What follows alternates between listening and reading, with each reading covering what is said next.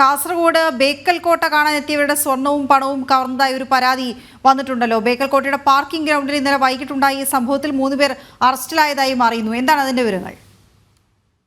വിനോദസഞ്ചാര മേഖലയിൽ ഏറ്റവും പ്രാധാന്യമുള്ള ഒരു പ്രദേശമാണ് കാസർഗോഡിലെ ബേക്കൽ കോട്ട എന്ന് നമുക്ക് അറിയാം. വീണ, ഈ സ്ഥലത്ത് സഞ്ചാരികൾ എത്തിയിരുന്നു.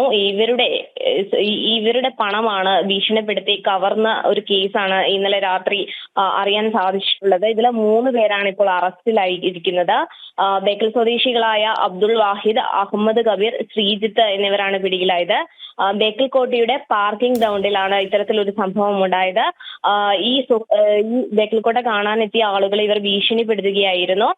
ഭീഷണിപ്പെടുത്തി സ്വർണവും പണവും കവർന്നെടുക്കുകയായിരുന്നു. തുടർന്ന് ഇവർ പരാതി നൽകിയതിന്റെ അടിസ്ഥാനത്തിൽ പോലീസ് നടത്തിയ പരിശോധനയിലാണ് ഈ പ്രതികളെ പിടികൂടിയത്. 3 പേരാണ് അറസ്റ്റിലായിരിക്കുന്നത് ഇപ്പോൾ നിലവിൽ. വീണ. ശരി ദസ്ന.